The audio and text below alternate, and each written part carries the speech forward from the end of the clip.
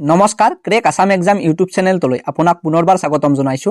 আজিৰ ভিডিঅ'টোত আমি আসাম ডাইৰেক্ট ৰিক্ৰুটমেণ্টৰ যি ১২,৬০০টা তৃতীয় আৰু চতুৰ্থ বৰ্গৰ নতুন পদ মুকলি হৈছে তাই লিখিত পৰীক্ষাৰ বাবে সহায়ক হোৱাকৈ আজি কেইটামান সাধাৰণ জ্ঞানৰ অতি প্ৰয়োজনীয় প্ৰশ্নোত্তৰ লৈ আহিছো। গতিকে পলম নকৰি আজিৰ ভিডিঅ'টো আৰম্ভ কৰো আহকচোন। আৰু যদি আপোনালোকে আমাৰ ইজি গাইড নামৰ দ্বিতীয় ইউটিউব চেনেলটো ছাবস্ক্ৰাইব কৰা নাই তেনেহ'লে ডেছক্ৰিপশ্যনত দিয়া থকা লিংকটোত ক্লিক কৰি আমাৰ এই দ্বিতীয় ইউটিউব চেনেলটো ছাবস্ক্ৰাইব কৰি ল'ব পাৰে। আজিৰ প্ৰথম প্ৰশ্নটো দিয়া আছে, Which is the largest city in India?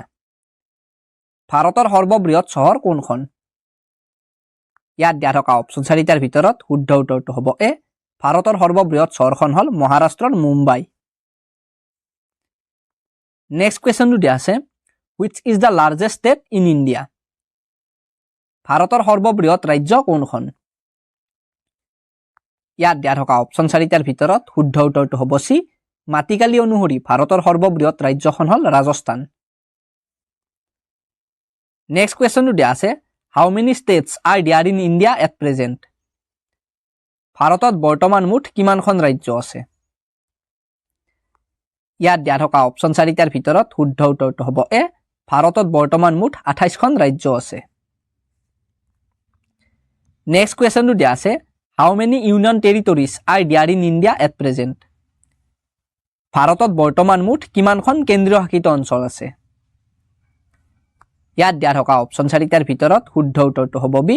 ভাৰতত বৰ্তমান মুঠ 8খন কেন্দ্ৰীয় শাসিত অঞ্চল আছে। নেক্সট কুৱেশ্যনটো দিয়া আছে, Which is the longest river in India? ভাৰতৰ আটাইতকৈ দীঘল নদী কোনখন? ইয়াত দিয়া থকা অপচন চাৰিটাৰ ভিতৰত শুদ্ধ উত্তৰটো হ'ব ডি। ভাৰতৰ আটাইতকৈ দীঘল নদীখন হ'ল গংগা নদী। ভিডিঅ'টোত আগলৈ যোৱাৰ আগতে আপোনালোকক জনাব বিচাৰিছোঁ যে এইখন আমাৰ চেনেলৰ তৰফৰ পৰা ৮,০০০তকৈও অধিক প্ৰশ্নৰে সম্পূৰ্ণ পাঠ্যক্ৰম অনুসৰি প্ৰস্তুত কৰা বেষ্ট ই গাইড বুক হয়। আৰু অসম চৰকাৰৰ পৰা মুকলি কৰা ১২,৬০০টা তৃতীয় আৰু চতুৰ্থ বৰ্গৰ নতুন পদৰ লিখিত পৰীক্ষাৰ বাবে এই ই বুকখন খুবেই প্ৰয়োজনীয় হ'ব। আৰু আমাৰ বিশ্বাস আছে যে এই ই বুকখনৰ পৰা এই পৰীক্ষাত ভালেখিনি প্ৰশ্ন কমন আহিব।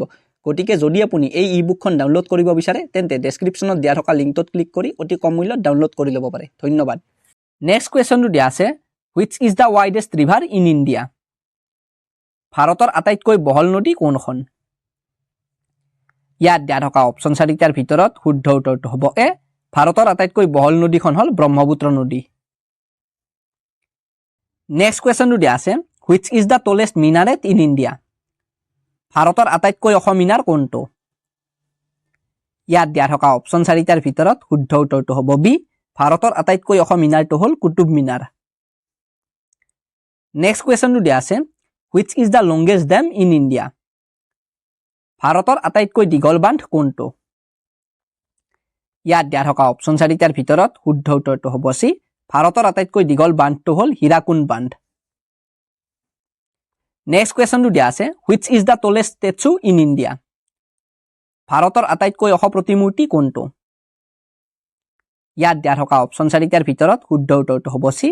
ভাৰতৰ আটাইতকৈ ওখ প্ৰতিমূৰ্তিটো হ'ল ষ্টেচু অফ ইউনিটি আৰু এই মূৰ্তিটোৰ উচ্চতা হ'ল 182 মিটাৰ। নেক্সট কুৱেশ্যনটো দিয়া আছে, When was the first women's university established in India? ভাৰতত প্ৰথম মহিলা বিশ্ববিদ্যালয় কেতিয়া প্ৰতিষ্ঠা কৰা হৈছিল? ইয়াত দিয়া থকা অপচন চাৰিটাৰ ভিতৰত শুদ্ধ উত্তৰটো হ'ব চি। 1916 চনৰ 5 জুলাই তাৰিখে ভাৰতত প্ৰথম মহিলা বিশ্ববিদ্যালয় প্ৰতিষ্ঠা কৰা হৈছিল। নেক্সট কুৱেশ্যনটো দিয়া আছে, What is the name of the first women's university in India? ভাৰতৰ প্ৰথম মহিলা বিশ্ববিদ্যালয়খনৰ নাম কি? ইয়াত দিয়া থকা অপচন চাৰিটাৰ ভিতৰত শুদ্ধ উত্তৰটো হ'ব বি। ভাৰতৰ প্ৰথম মহিলা বিশ্ববিদ্যালয়খনৰ নাম হ'ল SNDT মহিলা বিশ্ববিদ্যালয়। নেক্সট কুৱেশ্যনটো দিয়া আছে, Where was the first women's university in India established? ভাৰতৰ প্ৰথম মহিলা বিশ্ববিদ্যালয়খন ক'ত প্ৰতিষ্ঠা কৰা হৈছিল? ইয়াত দিয়া থকা অপচন চাৰিটাৰ ভিতৰত শুদ্ধ উত্তৰটো হ'ব চি। ভাৰতৰ প্ৰথম মহিলা বিশ্ববিদ্যালয়খন মহাৰাষ্ট্ৰৰ মুম্বাইত প্ৰতিষ্ঠা কৰা হৈছিল। নেক্সট কুৱেশ্যনটো দিয়া আছে, What is ভাৰতখণ্ড? ভাৰতখণ্ড কি? ইয়াত দিয়া থকা অপচন চাৰিটাৰ ভিতৰত শুদ্ধ উত্তৰটো হ'ব এ। ভাৰতখণ্ড হ'ল ভাৰতৰ অন্য এটা নাম। নেক্সট কুৱেশ্যনটো দিয়া আছে, What is agriculture in the Indian economy? ভাৰতীয় অৰ্থনীতিৰ কৃষি কি? ইয়াত দিয়া থকা অপচন চাৰিটাৰ ভিতৰত শুদ্ধ উত্তৰটো হ'ব বি কৃষি হল ভাৰতীয় অৰ্থনীতিৰ মেৰুদণ্ড নেক্সট কুৱেশ্যনটো দিয়া আছে which is the least populated state in India ভাৰতৰ সৰ্বনিম্ন জনবসতিপূৰ্ণ ৰাজ্য কোনখন ইয়াত দিয়া থকা অপচন 4টাৰ ভিতৰত শুদ্ধ উত্তৰটো হ'ব সি ভাৰতৰ সৰ্বনিম্ন জনবসতিপূৰ্ণ ৰাজ্যখন হল ছিকিম নেক্সট কুৱেশ্যনটো দিয়া আছে where is the largest solar power production in India ভাৰতৰ সৰ্বাধিক সৌৰ শক্তিৰ উৎপাদন ক'ত হয় ইয়াত দিয়া থকা অপচন 4টাৰ ভিতৰত শুদ্ধ উত্তৰটো হ'ব এ ভাৰতৰ ৰাজস্থানত সৰ্বাধিক সৌৰ শক্তিৰ উৎপাদন হয় নেক্সট কুৱেশ্যনটো দিয়া আছে which is the most productive state of wind power in India ভাৰতৰ বায়ু শক্তিৰ আটাইতকৈ উৎপাদনশীল ৰাজ্য কোনখন ইয়াত দিয়া থকা অপচন 4টাৰ ভিতৰত শুদ্ধ উত্তৰটো হ'ব বি ভাৰতৰ বায়ু শক্তিৰ আটাইতকৈ উৎপাদনশীল ৰাজ্যখন হল তামিলনাডু নেক্সট কুৱেশ্যনটো দিয়া আছে which river is called the Ganga of South India কোনখন নদীক দক্ষিণ ভাৰতৰ গংগা বুলি কোৱা হয় ইয়াত দিয়া থকা অপচন 4টাৰ ভিতৰত শুদ্ধ উত্তৰটো হ'ব সি গোদাবৰী নদীক দক্ষিণ ভাৰতৰ গংগা বুলি কোৱা হয় নেক্সট কুৱেশ্যনটো দিয়া আছে how many states of India does the tropic of cancer passes through কৰ্কট ক্ৰান্তীয় ৰেখা ভাৰতৰ কিমানখন ৰাজ্যৰ মাজেৰে পাৰ হৈ যায়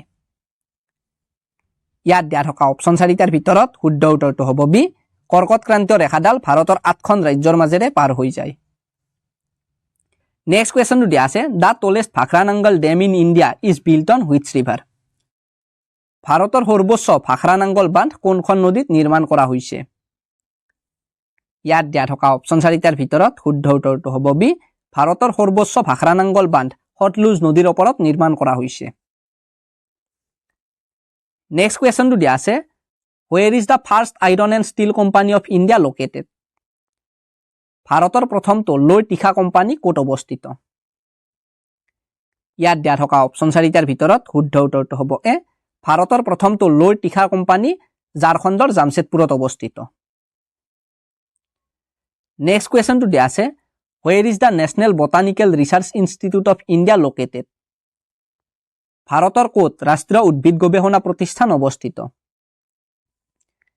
ইয়াত দিয়া থকা অপচন 4টাৰ ভিতৰত শুদ্ধ উত্তৰটো হ'ব বি ভাৰতৰ উত্তৰ প্ৰদেশৰ লক্ষ্ণৌত ৰাষ্ট্ৰীয় উদ্ভিদ গৱেষণা প্ৰতিষ্ঠান অৱস্থিত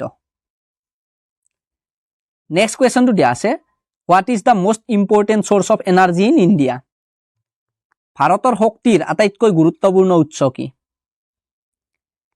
ইয়াত দিয়া থকা অপচন 4টাৰ ভিতৰত শুদ্ধ উত্তৰটো হ'ব বি ভাৰতৰ শক্তিৰ আটাইতকৈ গুৰুত্বপূৰ্ণ উৎস হল কয়লা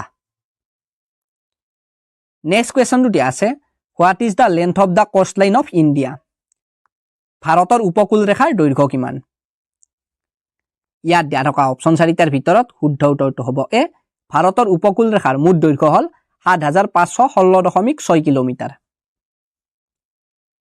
নেক্সট কুৱেশ্যনটো দিয়া আছে what is the number of states with coastline in India ভাৰতত সাগৰীয় উপকূল ৰেখা থকা ৰাজ্যৰ সংখ্যা কিমান ইয়াত দিয়া থকা অপচন 4টাৰ ভিতৰত শুদ্ধ উত্তৰটো হ'ব সি ভাৰতত সাগৰীয় উপকূল ৰেখা থকা ৰাজ্যৰ সংখ্যা হল 9খন আজিৰ ভিডিঅ'টোত এইখিনি প্ৰশ্ন আছিল আকৌ লগ পাম আপোনালোকক অন্য এটা ভিডিঅ'ৰ সৈতে তেতিয়ালৈকে গুড বাই